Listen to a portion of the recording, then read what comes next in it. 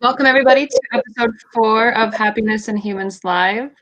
I'm really excited because we have Matt Phelan back on the show, which I don't know if many of you have seen H on Your PJs before, but he started off on that show with me. So welcome back, Matt. And today he's going to be sharing a sneak preview of his new book that's going to be launched on November 4th. Is that correct? Yeah, my idea behind the date was if you think it's crap, the next day is bonfire night, and then you can just chuck it on the bonfire. That's why I picked the date. But I didn't realize it's also the day after the American election. It is And indeed. like my whole team are Democrats. My editor Susan is an American Democrat. Brandon, who's hosting the day, is an American Democrat, and Rosie is an American Democrat. So if Trump gets in, it's just going to be the most depressing morning ever. It also could be a really good day. It's 50-50. Exactly. It's exciting. But I think today I'm just going to skip past the intros because we do have quite a few people on today, and we've already like 6 minutes past. So, Matt, did you just want to kick off and just explain a little bit about title of the book and why did you write the book in the first place? Yeah, thanks, Rosie. It's a good question. I think I selfishly wrote it for myself as well, because there's so much research on happiness all over the different places. I just wanted to put it all in one place. So it's like you face all these questions all the time. Like it starts with that is happiness a fluffy metric stuff, and it's like, yeah, but happiness doesn't impact productivity. Okay, well, there's the research. There it is. Happiness doesn't impact share price. Well, actually, it does. There's a piece of research there.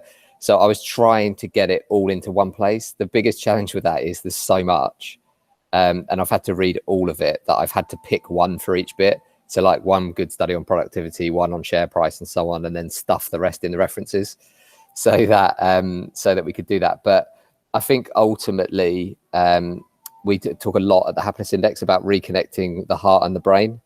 So our view at the Happiness Index is that a lot of management practices are like a hangover from the post-industrial era, and we've just kept them, and we feel like the heart and the brain. We say the heart and the brain of business have been disconnected, and it can. Some people find this really controversial, but there's that piece of research that I posted about this week that there's 6 things that are increased if you allow emotions into the workplace, and just to share 2 of them, one is memory and one is problem solving. So by saying things like this person's too emotional, one, I think I've said that on this show before, being too emotional isn't scientifically impossible. It's just not a thing. It's like saying that you love your children too much. You can't be too emotional. You can have bad behavior that comes from an emotion. So anger's probably a good example, isn't it? Like, you can't decide whether someone in your team or a customer makes you angry. That's like an automatic response, but you can control how you respond to it. So the reason I wrote it is as I'm a geek, as most of you know, I wanted people to start to see emotions as data points. So when you're experiencing an emotion, whatever it is at work, you just sit and then think, oh, why am I experiencing this? Like, why is that happening to me? Because sometimes people think, oh, I'm advocating, oh, okay, that means people can just go around and be really angry and shout at each other at work, which I'm not. That is separating emotion from that action and the behavior from that. And that's what the book's trying to do. Does that make any sense?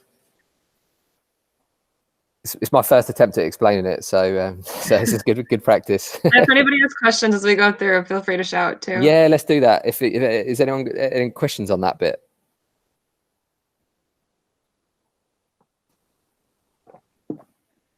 Matt, the one thing I was just going to say is how useful that was, that sentence where you said emotions are like a data point for you to check in, and that kind of links into the mindfulness thing. So that's really useful for people, I think, to recognize it like that and treat it like that, rather than going, oh god, it's a scary emotion. Yeah, and it's that thing where people get labeled unprofessional. So I had 2 examples when I've a lot of people I know that are teachers, and gave me 2 examples when they told them that. One, they were told that they weren't allowed. One's a year 6 teacher, so one was told by their head teacher that they're not allowed to cry when the year 6s go to secondary school. No reasoning behind it. I mean, you got these little kids who are leaving the school and they're told they're not allowed to share that emotion. And two, another someone at the where my son goes to nursery, she told me that the head of the nursery has told everyone that they're not allowed to be friends outside of work. So it's like, and that's just two examples of stuff that's come out when I've shared this type of thing, and that's the school system, and there's all different types. Like I was Louise is on here somewhere. I was joking with her because all lawyers have like really serious photos. And I was just like, why do lawyers always have really serious photos? It's like someone sent an email around the whole law industry and said you are not allowed to smile in your photo. And I think I haven't checked Kevin's out, but I know Louise is smiling in her, but everyone else is just not allowed. It's like, who's decided that being good at law is associated with not having emotions? I don't get how that happened, but yeah, I'm sure every industry is going to reflect on the book in different ways. Yeah. Are you smiling in your photo, Kevin? I think so. I'm gonna look now. I'm looking. Kevin. I've been told not to. I was forced to like put a suit on. We were going to go and play. That was just before going to play golf and our like. Here we go. Oh, you are smiling. I think we've got a self-selected group though, isn't it? Because if you're a lawyer and you're coming to something about happiness, the rest of the lawyers are not turning up for this, are they? They probably think this is just a load of hippie mumbo jumbo stuff. All right, Matt. So my next question for you is, what is the goal of this book? You've put a lot of work into it, and I've seen you. Every time I've chatted with you, you've had something new about the process of writing this book. And so what is the primary goal of this book? I suppose it's to show people that there is a different way. So I can't remember who said it, but someone said, because sometimes people say things like, oh yeah, but we've been successful this way. And I want to show that maybe we've been successful in spite of what we've put in and the systems and stuff we've put in. And maybe actually we can actually be even more successful in companies and home and life and stuff like that. So I hope it shows that by reconnecting the heart and the brain and bringing emotions into work, that actually companies can even perform better. Because when you get into the finance conversation, people say, oh, everyone's got to be in the office. We can't have flexi time because it's going to cost. And that's why we created like the Happiness and Humans community alongside it, because I want people to share their stories as we go. And that's why, like, everyone who's on here I count as part of the Happiness and Humans community. This isn't all my ideas. This is all stuff that's been discussed on HR and your PJs. It's all the research. It's the scientists. People like Kevin have come on and discussed really important subjects like data and diversity. So I just see myself as like the person who's recording it, but we're all doing all this together. So I just want to, like, even I said this I was in the sales meeting. I was called into the sales meeting at the Happiness Index the other day, and someone was asking me the vision of the company, where we're obviously talking about sales metrics. And I was saying the best thing the Happiness Index can ever do is just make loads of money by treating people really well. Because if the Happiness Index, it's like a living, breathing case study on its own, isn't it? So you like all these companies, all these people that are part of this community, the best thing we can do is make our companies really successful by treating people the right way, because then people can't argue with it, can they? You can say, oh, look, this is what Rebecca's done over at Cubico. This is what Kevin's done in his recruitment firm, and so on and so on. That hopefully it just becomes like a movement that people realize that reconnecting the heart and the brain can actually make things better. Mm-hmm. I think too, one of the comments that came through in one of our webinar registrations, they said their biggest challenge was a Jurassic board, and that just made me laugh so much. Yeah. That really stuck with me. So I know that's a lot of people's biggest challenge, and so I feel like this book is a great solution to kind of get over that Jurassic period. I do think though the problem with that is that the dinosaurs they died out over a long period of time. And if you take customer experience, and we do talk about this in the book, is that I always think bad customer experience is like a punch in the face. Like, it happens immediately if you get bad customer experience, and they either fix it and you go back and you're like, oh, brilliant, that company fixed that, or you just don't go there anymore. The problem with employment is there's so much tied to it. Like you're reliant on paying your mortgage, your rent, and so on and so on. So you can be treated quite badly. And but the company is slowly dying because it's still recruiting people, but it's not recruiting the best person it could, because the best people have gone to the people that have got like a really good culture, and people are slowly leaving and becoming disengaged, and they're still there, but they don't really believe in the company. And it's like, it's even worse. It's even worse because it's happening over a slow period. So I think that person is slightly joking by using the word Jurassic, but there's an even more serious, sad point behind that, which is it's a slow death for some companies, unfortunately. Do anybody have any comments about that at all? You want to add on to that? If you guys want to get involved in the conversation, please feel free to. But I think, and also Rosie, on that point, I think, because I think some people who don't know me, if they think like I'm a free counselling service, so they send me all their, like, I get employees send me like messages on LinkedIn this long about how badly they've been treated at work, which I always try and respond to. But I do see, like, because I'm obviously talking about this stuff, people want to share their stories with me, which is actually really useful. But it's sad that they don't have somewhere to go, or they don't feel like they can talk about it internally, and they've got to go to someone else. Because there's a lot of people who've been treated really badly in COVID, and they are staying at the moment because they are shitting themselves about the economy. But as soon as there's any kind of upswing, they're going to leave immediately, aren't they?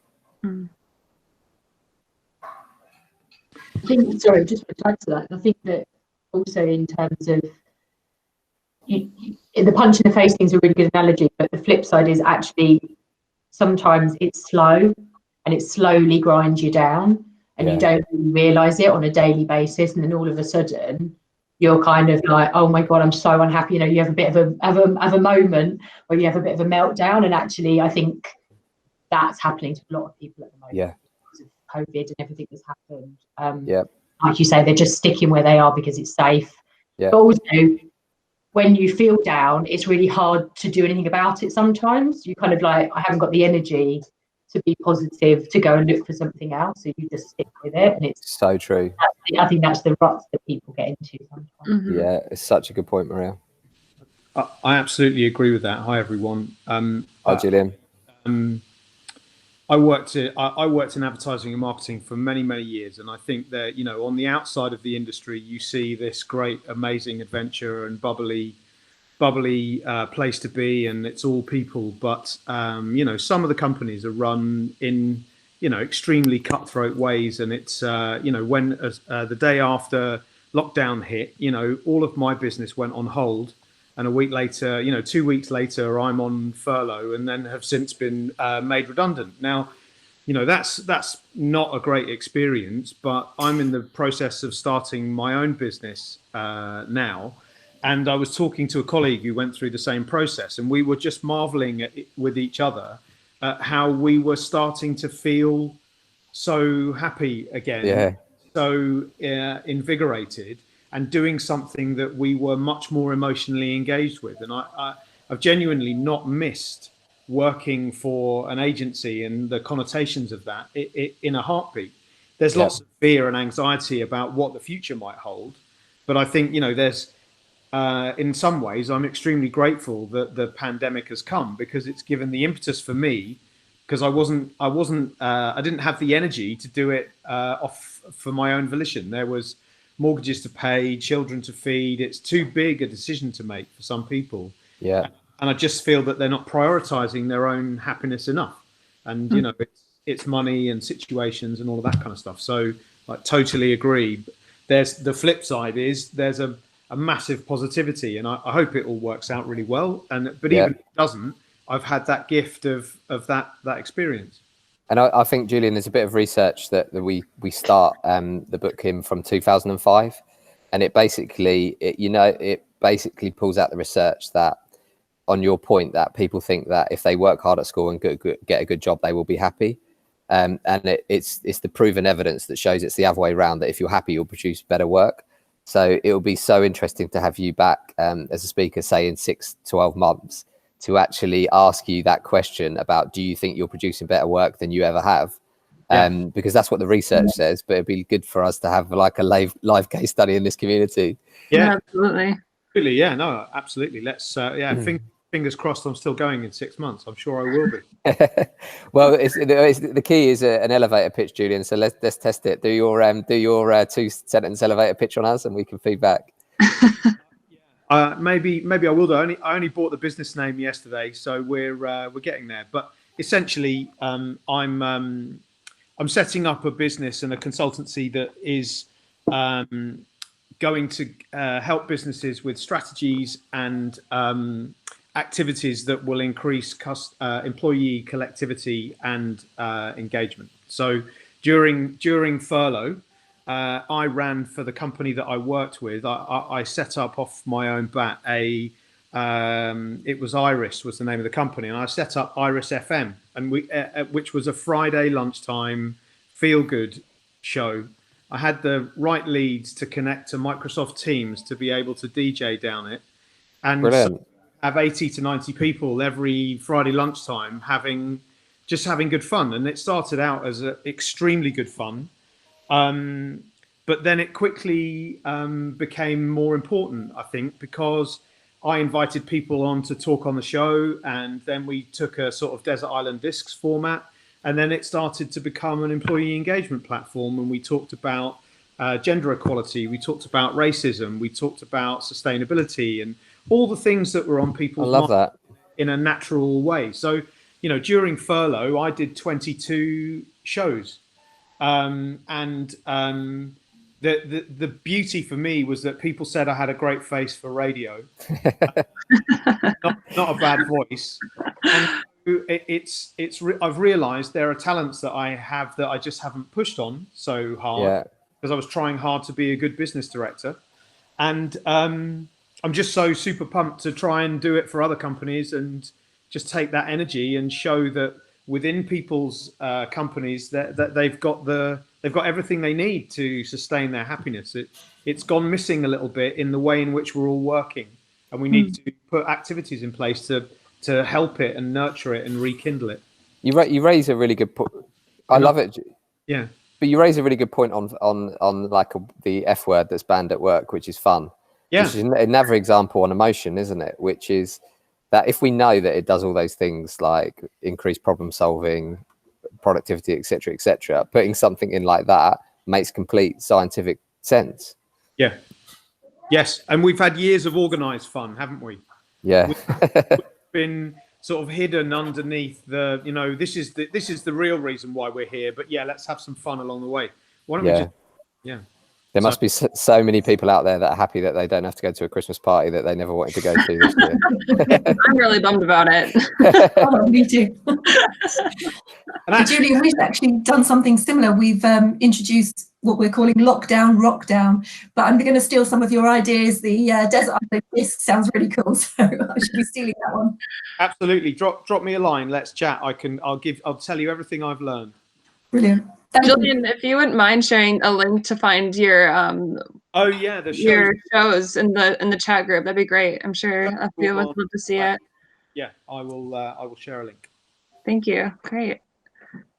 Well, Matt, I'm just gonna move on to the next question. We're already halfway through. Time flies fast when we're having fun. I know that you shared all of the chapters that are in your book. Yeah. And there are quite a few that are really eye-catching. One of them being introducing the quantum business and learning to read. I was really intrigued by that one. But could you just give us an overview of what is in the book? Yeah. So I was trying to think about what I've learned from presenting business cases, and I was trying to reflect back on the best business cases I've seen and the best pitches and all that kind of stuff. And I was thinking they always have three elements to it. And they have the data element. They have like the real life examples, but let's not forget good old fashioned storytelling. So what I brought together three different types of people in the book. So I've got what I call the philosophers. So the modern day philosophers, the people that have got ideas on how we can do business better, how all this stuff can work. I brought together the practitioners, which make up a lot of our clients. So an example would be Nicola Piercy, who is the president of Lionsgate, the media company. She's one of her clients, and she just does it incredibly well. and then all the professors and scientists. But I mean, it's meeting all the professors and scientists has just blown my brain, like finding out some of their research. And the fascinating thing I found out about researchers is people don't generally ask them about their research. So if you see a bit of research in it on anything, anywhere, and you message them and say, do you mind if I just have half an hour to chat about your research? They'll be so excited to talk to you about their research. Like the one that you probably saw me post on yesterday, where I was in the middle of a field, like picking up dirt, where they found bacteria in soil that has the same does the same stuff to the brain that Prozac does, because it triggers off serotonin. Like, this research is like 8 years old now. It's not new research. I love that. That's one of my favorites facts that I've heard so far. And that's just the headline. That's like the headline that was in the news. But when you get on and speak to these people, like, he has found that so much stuff, like, if you have a child between the age of 0 and 2 and they grow up around pets and animals and in nature, they build up a resilience in their immune system that lasts for the rest of their lives. It's just unbelievable, and this stuff just isn't out there.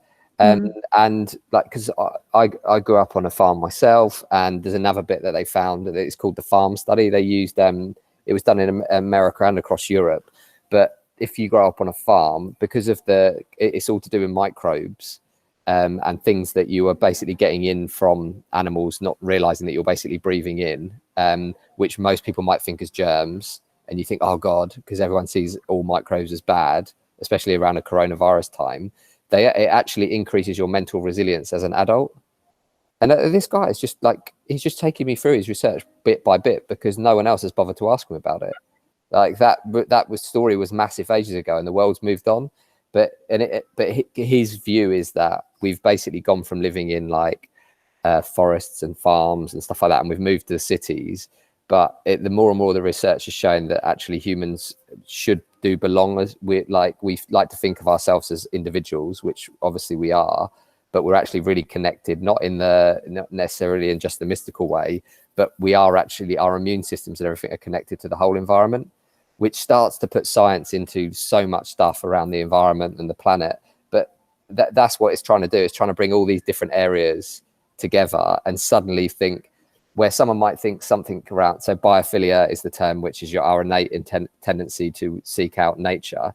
All of a sudden, you start to rethink about how you would design an office.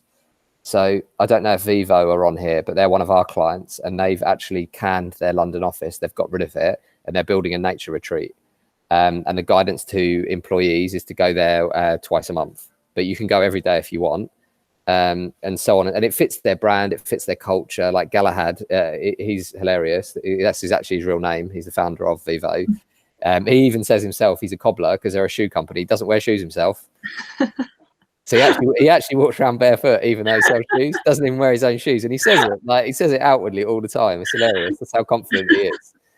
But it's all this stuff that I think, it's like, there's that saying, is that they're like science, like there's magic here and then there's science, and it's just trying to prove, science is just trying to unravel some of the stuff. One of the ones that blew my mind last year was when I found out that, and I think a lot of us are missing this at the moment, like doing stuff like this is great, but you know, like when you hear someone's got an aura, like we know Kevin O'Brien's hair's got an aura. If you have a look at it there, you can feel it.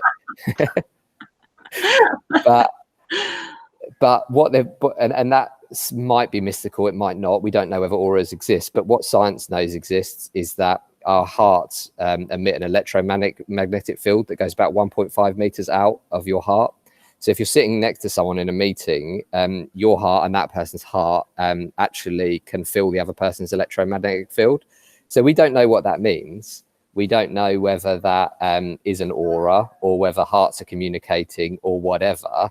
But that is, for me, that's incredibly exciting, because this is just new stuff. Like 10 years ago, we couldn't scan a body and see this electromagnetic field. Now we can.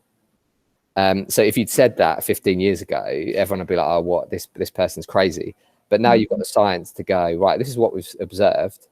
What do you think of it? And that was the one, I think that was the hardest thing about writing the book, which is I'm just trying to put stuff out there, because we don't actually know what it all means yet. Like, we're getting data back from 500,000 employees across the world. We don't know what it always means. And that's why I want to build a community about it, so we can understand. It was like I think I told Rebecca Hogan about this one, about when we did that study with one of our clients, and we found out all the highest performers in one of our clients all had one thing in common, which is they were smokers. And we were like, what the fucking hell? I don't even know what this means. How do we even understand this? Like, I don't know how you interpret that data. Where we got to in the end is they had basically a collaboration issue. So if you were going out for a cigarette break, you were collaborating more. So the answer is not like, let's get HR team giving out cigarettes to everyone. The answer is, how do we create a more collaborative culture? So that's the bit I don't know that's going to land in the book, because where it sort of goes with the business cases, here's a load of interesting stuff, and then I do the last chapter is my advice on how to write a business case, because that's something that I enjoy doing. But ultimately I have to leave the reader with, like, this has to be unique to you now.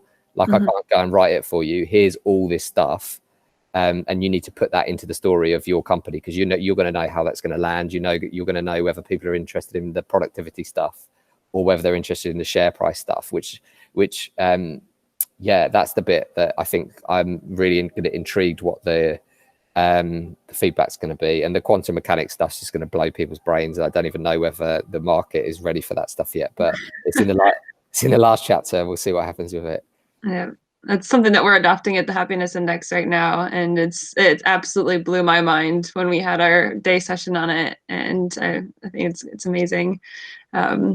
Okay, thank you, Matt. So in this book, of all the research that you've done, what is your favorite theme? Oh, that's a good question. I think it is the stuff. It's the big question about. It's really easy to go, we should get rid of hierarchical command and control structures. It's like anyone can say that now. It's like, yeah, it's not obviously working. And we present an idea called the quantum way, which is built on neuroscience and quantum mechanics. And that for me is the most interesting bit, because I'm just interested. It's because I'm not a consultant. I have nothing to gain from people saying, oh, can you come into my business and help me put this in? Because it's not what I do. I can just share the ideas and a model, and I'm really intrigued to see what companies take some of this stuff and move it forward, because it gives like 9 principles on how you can do it. But the whole point of quantum is you can't get someone in to tell you how to do it. And I think a lot of books are written. It's almost like they're selling a consultancy model off the back of it. But this is very much, it's like, here's the stuff. You've got to go and implement that in your own company, because that's the whole point, is that every company is different.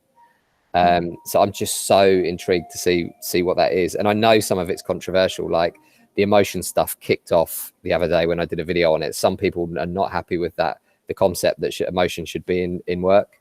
People hate it. Like, this is probably a self-selecting group where people get this idea, but to some people, I've really insulted their entire family by suggesting that it should be acceptable to have emotions at work.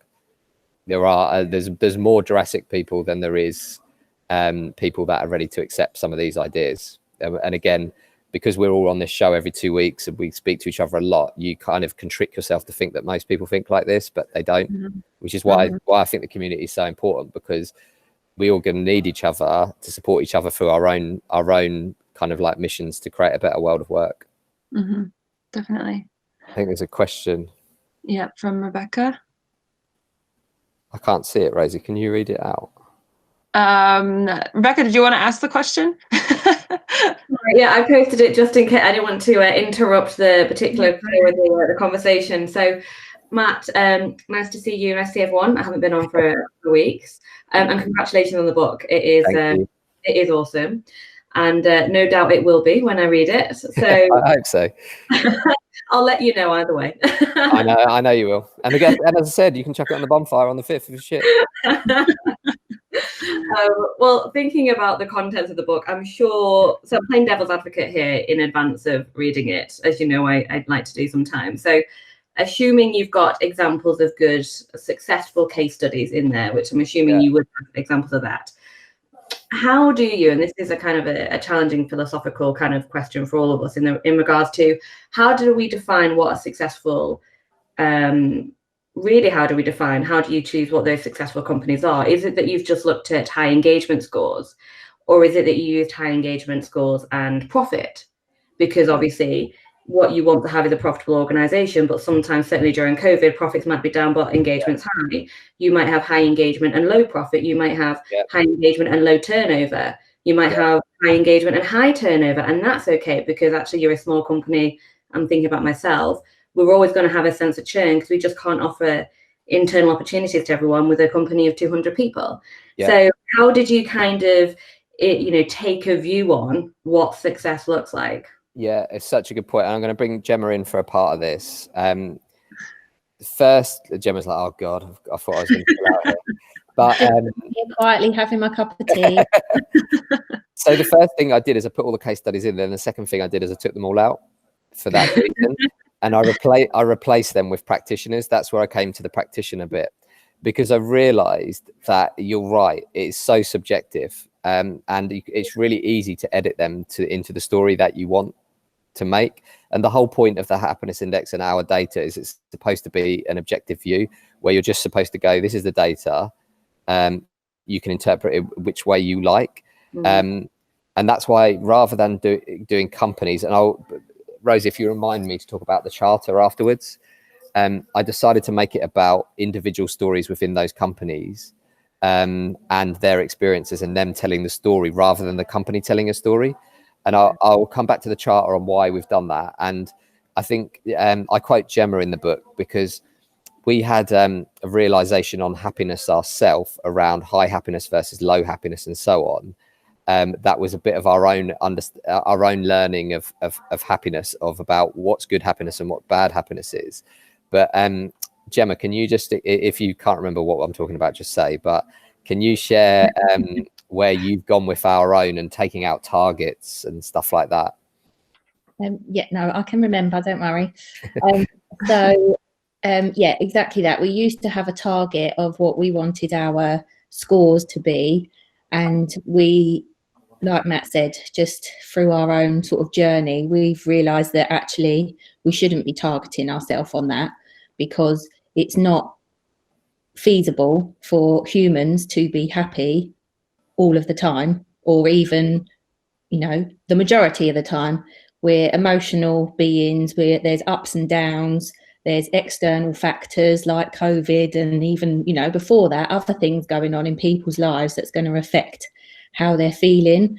And it doesn't matter how they're feeling. The point is that that's the way they feel, and that they've got a place that they can share those feelings, and that they're comfortable in doing that in our culture, within our culture that we've created.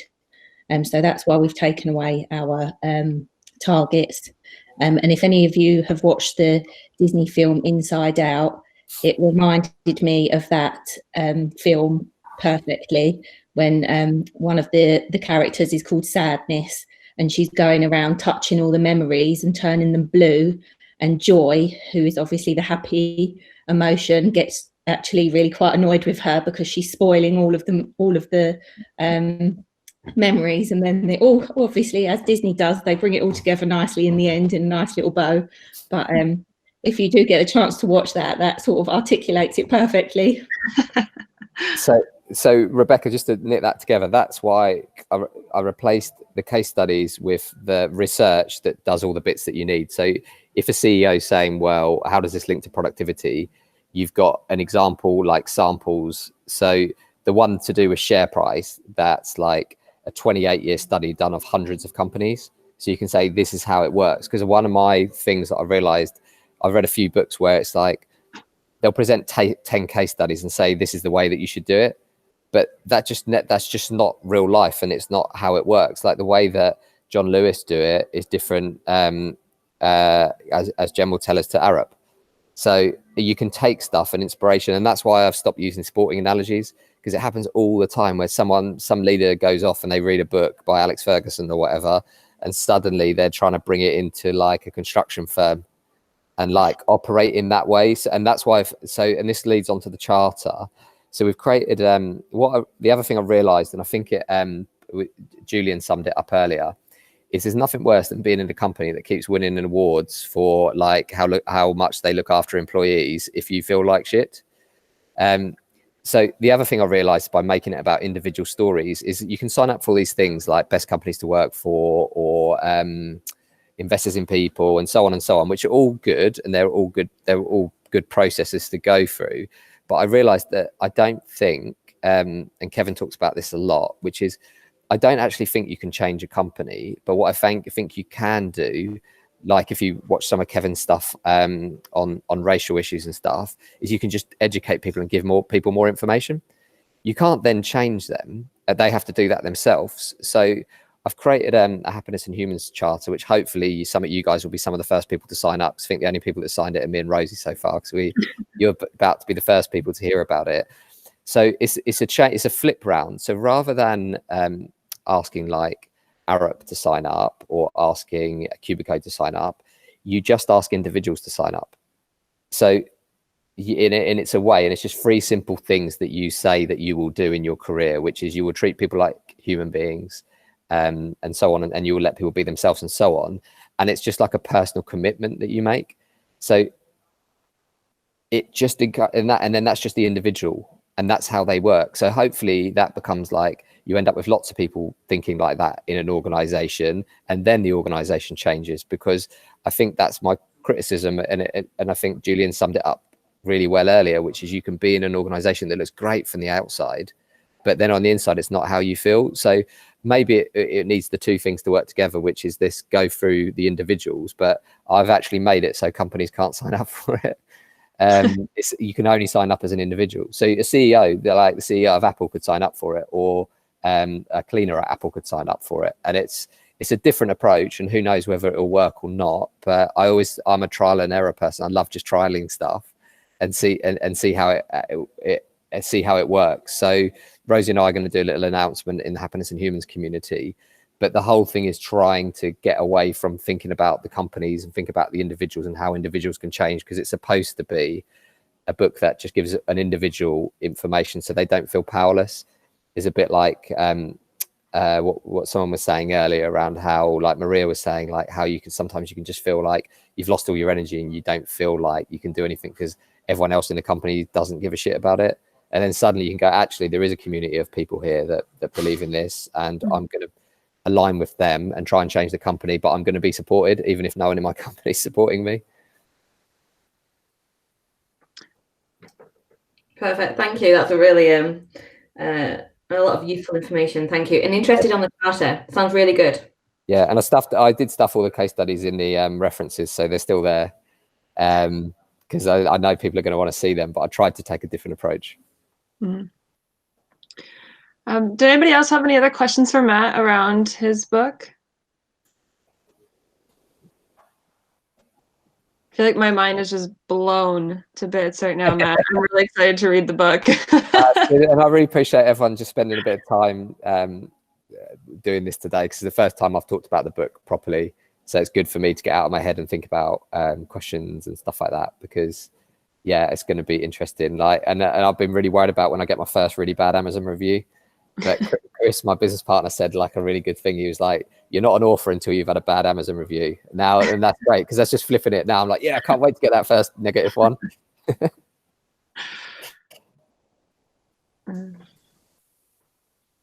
All right. Cool. Yeah. Well, thanks everybody for joining today. Thank you, Matt, so much for sharing a sneak preview of your book. And I think we have the book launch on the 3rd. So 4th.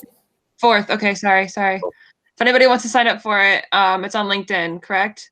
Yeah, it's about 500 people signed up for it. God knows how many are going to turn up. I'm just as long as one person turns up, I'm cool. Yeah. But if you haven't signed up for it already, I'll send around a link to find it, also the charter. And Julian, I'll share around your shows as well. I think that would be really interesting for everybody to have access to. So thanks, everybody, and we'll see you again next time on the 5th. Thanks for having me, Rosie. Thanks so much, everybody. Good luck, man. Thanks again. Thank you.